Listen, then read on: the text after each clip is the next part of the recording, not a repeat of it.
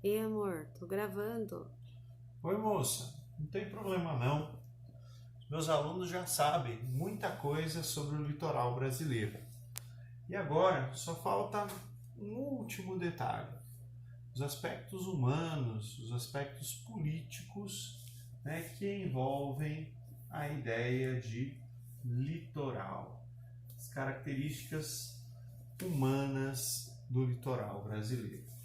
Mas antes, né, de falar dessas características propriamente ditas, vocês já devem ter ouvido falar de sete mares. Tá? Sete mares era uma expressão antiga que envolvia assim, o sujeito viajou pelos sete mares, o rei, o imperador XY se tornou, né, o soberano sobre os sete mares. Né? Envolvia aí a ideia de poder ou de conhecimento de diferentes regiões.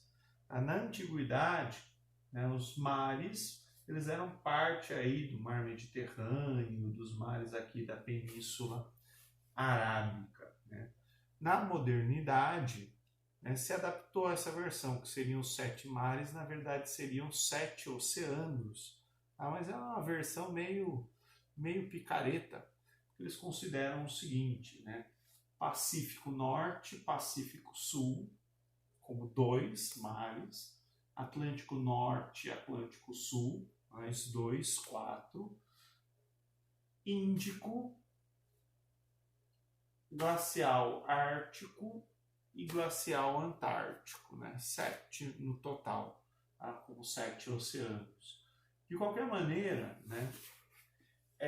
Os sete mares ou sete oceanos eles são ricos em recursos naturais que despertam interesses de pessoas, de empresas, de governos. Tá? E hoje existe uma convenção da ONU, né, que tenta regular um pouquinho, né, o que desse mundo de água e subsolo marinho, né, vai pertencer a cada país, como que isso vai ser usado. Tá? E a primeira coisa que vocês têm que conhecer é a ideia de águas internacionais, né? Ou uma outra expressão que se usa para a mesma coisa, alto mar. Tá?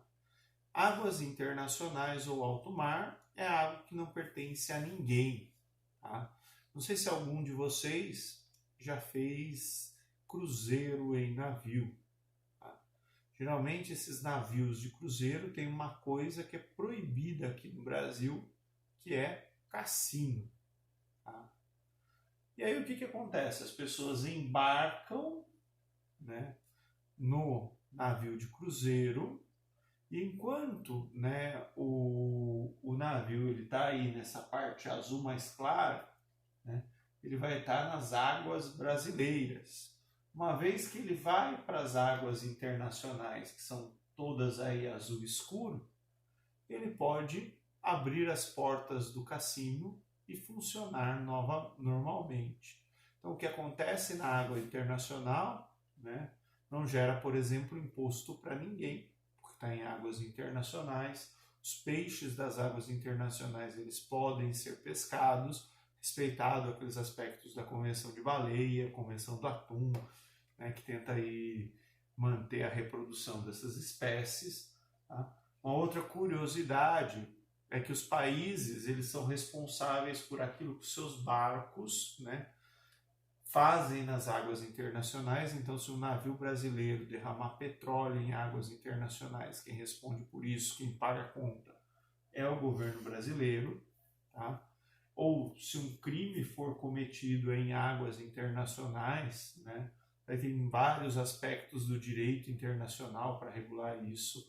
Um deles é a bandeira do navio. Se uma criança nascer no navio em águas internacionais, ela pode herdar a nacionalidade dos pais ou do navio em que isso aconteceu. Inclusive, lembrem-se, né, que historicamente o capitão de navio tinha alguns poderes, né? Por exemplo, casar pessoas. Tá? Ali no Golfo do México é água internacional? Não, só esses dois pontinhos. Então, mas é. O resto é tudo do México, dos Estados Unidos ou de Cuba. Que Daí tem que olhar os mapas locais para ver os limites certinhos. Tá? Então tudo que está aqui nesse mapa em azul escuro, água internacional. Aquilo que pertence ao país, né, recebe o nome de Zona Econômica Exclusiva. E aqui nesse mapa, né, em verde claro, estão, né, as águas do Brasil, a Zona Econômica Exclusiva, que é uma maneira mais fácil de entender o nosso direito sobre isso. Então, os brasileiros, né, o governo brasileiro, o Estado brasileiro, tem sobre esse território marítimo a exclusividade econômica. Tá? Ou seja, o peixe que tem nessa região pertence aos brasileiros, tem que ser explorado segundo regras brasileiras, pagar impostos no Brasil, mesmo vale para petróleo, para ouro, seja lá o que tiver no subsolo marinho. Tá? Inclusive tem um episódio interessante chamado Guerra da Lagosta. Né? Na década de 60, governo do Jânio Quadros, né? Barcos de pesca franceses saíam daqui e vinham pegar lagosta aqui no Brasil, tá? Nas águas brasileiras. Eles faziam isso algumas vezes, os pescadores locais avisaram, né, a nossa marinha, e a marinha brasileira foi lá com os nossos navios e prendeu esses pescadores franceses. O governo francês não gostou, primeiro pediu para o governo brasileiro soltar esses pescadores, o governo brasileiro falou, não vou soltar porque isso não se faz, isso não é certo, eles invadiram o nosso território, prejudicaram a nossa soberania, né, pescaram as nossas lagostas. O governo francês ficou meio de saco cheio, mandou uma esquadra, navios de guerra, destroyers, e essa esquadra foi saindo aqui, caminhando em direção ao litoral brasileiro, né? E o governo brasileiro falou, não vamos fazer nada, vai ficar preso, quem mandou e não sei o quê. E a hora que esses barcos eles estavam prestes a entrar, né, nas águas brasileiras, ou seja, a invadir o território brasileiro, o governo brasileiro foi lá, libertou os pescadores franceses e falou, nunca mais façam isso que é muito feio. Tá? Ou seja, né, na verdade a gente falou grosso porque estava lutando contra pescador. A nossa marinha, né, ela é mal equipada para defender, né, tudo isso. Pra vocês terem uma ideia de área, isso corresponde à área que a gente tem de floresta amazônica, em território aqui, chamada também de Amazônia Azul, coisa assim de quase 2 milhões de quilômetros quadrados. É água pra caramba para ser defendida, para ser protegida, para ser policiada. A França podia ter mandado da Guiana, né? Então, mas depois, anos mais tarde, surgiu que o Jânio tinha um plano de invadir a Guiana Francesa para mostrar quem mandava, né? Mas o Jânio é louco, então procurem sobre a Operação Cabralzinho, que conta essa história aí, que era o plano, né, de invadir a Guiana Francesa. Embora o Brasil já invadiu a Guiana Francesa antes, né, quando o Dom João VI foge nas guerras napoleônicas, né, a primeira coisa que ele faz é dar o troco no Napoleão, ele foi lá e invadiu a Guiana Francesa. Quem manda sou eu. Isso. Gente, então Zona Econômica Exclusiva é onde o país tem direitos de exploração exclusiva.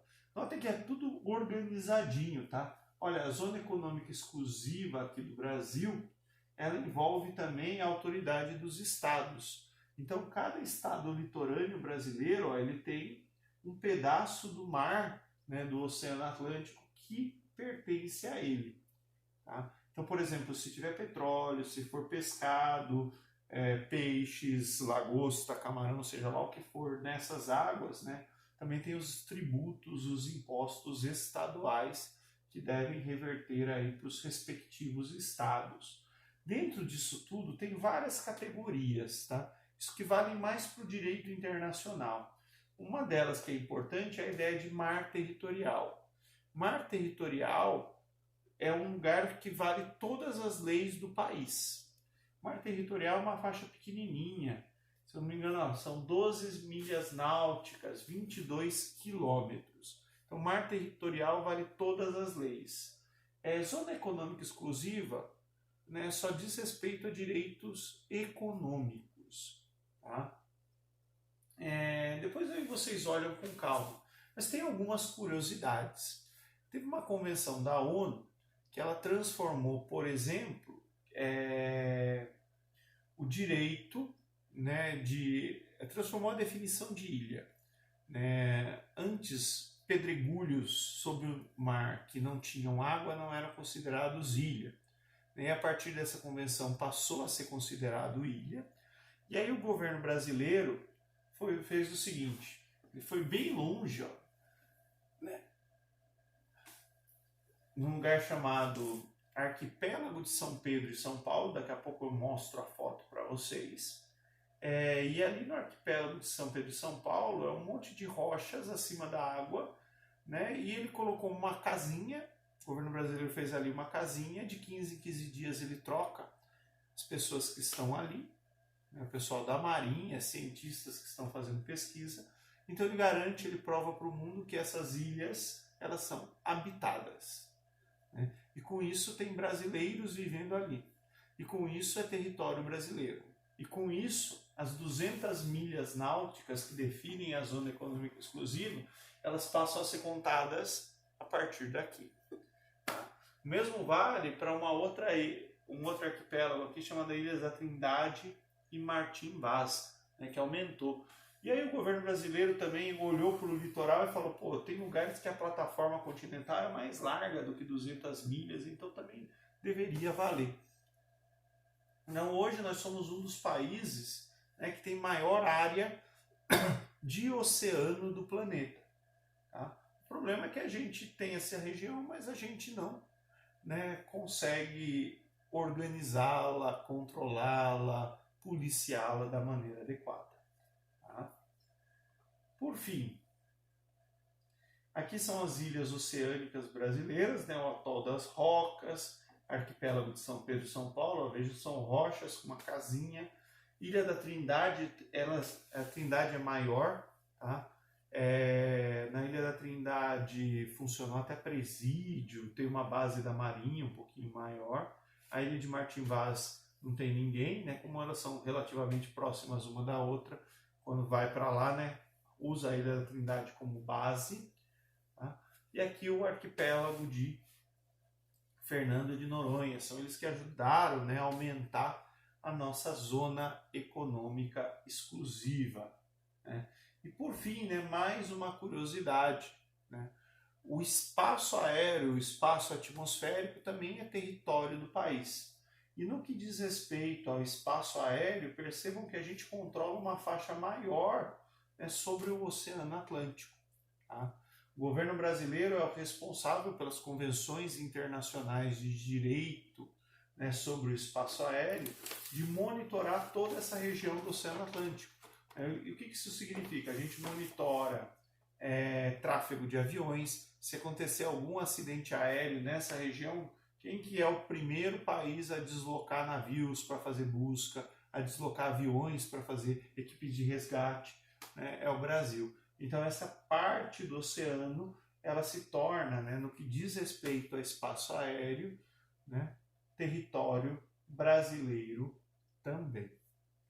Beleza, gente? Deixei aqui alguns links de vídeos para vocês assistirem e muito obrigado pela paciência de todos.